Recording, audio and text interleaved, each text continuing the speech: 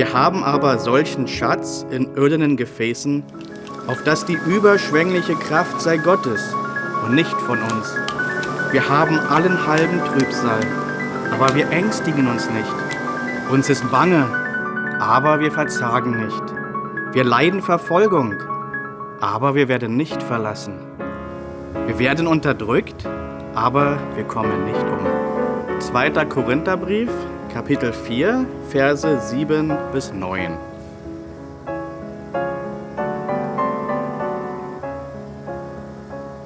Mein Name ist Michael Furchert, ich komme aus Berlin. Ich bin in Ostberlin aufgewachsen, hinter der Berliner Mauer.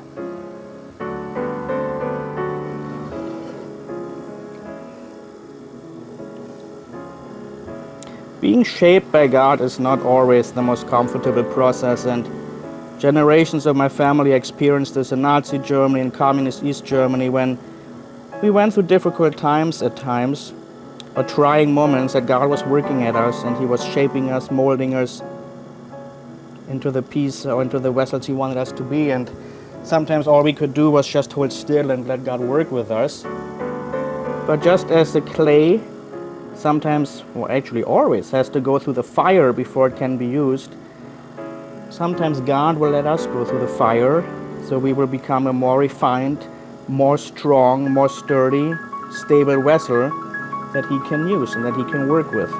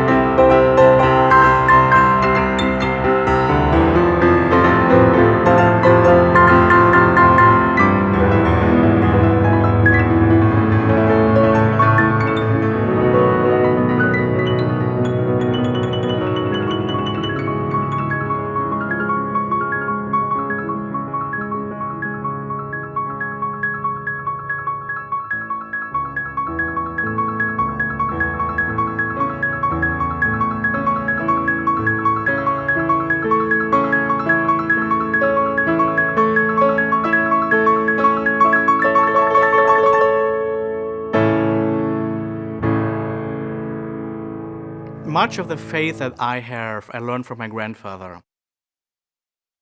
He was a public school teacher in Nazi Germany, but he was also a confessing Christian. My grandfather knew if he would stand up to the Nazis, there would be consequences. But he also knew that there could only be one God in his life.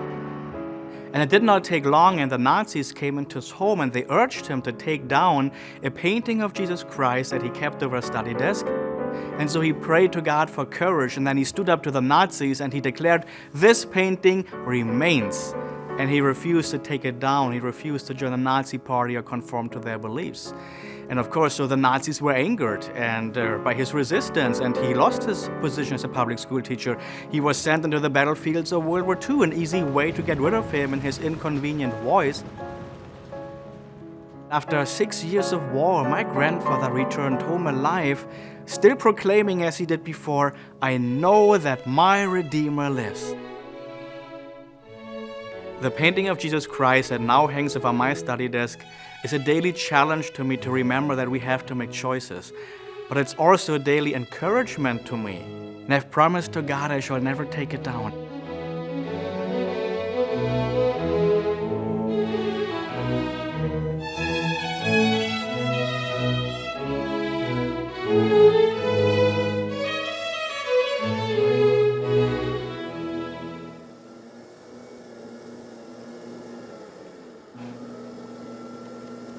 I started pottery when I was 16 years old because growing up behind the Berlin Wall and refusing to join the communist youth organizations, I couldn't go to college because one of the requirements for college was that you were a member of a communist youth organization. And so, not being able to go to college, I decided to learn a trade.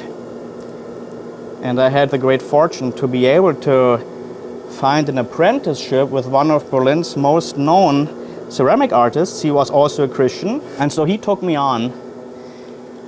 And for 3 years, I was his personal apprentice, learning the trade of a ceramic artist. learning how to express myself through art. Because, in East Germany, we didn't have freedom of religion, we didn't have freedom of speech, freedom of press, free travel, free elections. So many freedoms were taken away from us, but the one freedom they couldn't take away from us was the freedom to creatively express ourselves through art. And that is what I learned in the studio of Christian Richter, one of Berlin's most known ceramic artists and a Christian activist for faith and freedom. And he taught me that trade.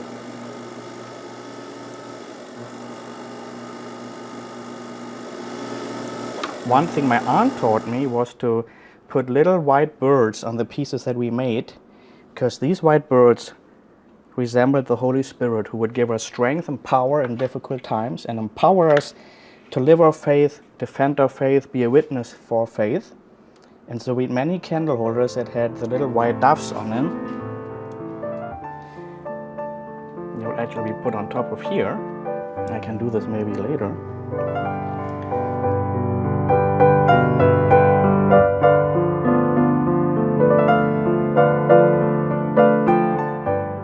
I took piano lessons when I was a little kid, but I really wasn't good.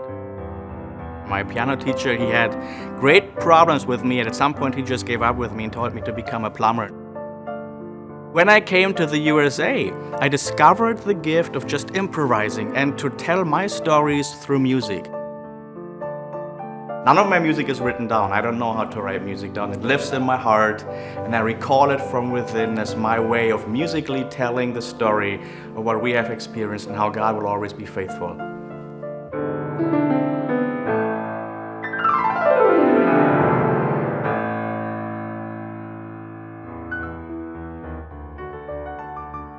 The one thing I did not know when I was growing up behind the Berlin Wall was that I would actually ever see the day come true that the Berlin Wall would come down. And I remember how it started, and I remember where it started. It started in the East German churches as people came together for prayer, for worship services, for candlelight services, praying to God to bring us freedom. And out of the churches, the people marched into the streets with burning candles in their hands, singing songs, praying in the streets, and approaching the soldiers that were armed and lined up around the churches and in the streets. I was in the midst of it. I had just moved into the city of Berlin. I was 17 years old. We simply wanted to pray to God that we would have freedom, that they would allow a freedom of travel, that there would be reforms, that there would be democracy. But this peaceful revolution that started as a movement of faith and prayer in the East German churches inspired a nationwide movement and would lead to the fall of the Berlin Wall and change history. It was the largest demonstration in East German history. The main square was carpeted with 500,000 people. The city virtually came to a standstill.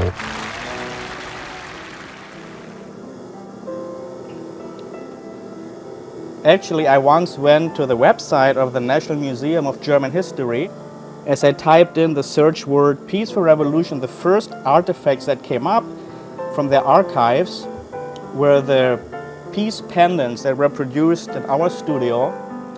And so they made it official that the work we did in our studio became at least a small part of the peaceful revolution that would bring down the Berlin Wall. I now live in Duluth, Minnesota. I'm still a German citizen, but I'm a US resident with a green card. I live in Minnesota. I'm married to an American. She's a high school teacher teaching 11th, 12th grade. She's a history teacher in social studies. We have a little child, Caitlin. She is 2 years old right now, and she's running around, learning to speak German and English, enjoying her life and discovering the world. And I'm really, really excited to show her God's beautiful creation as she grows up.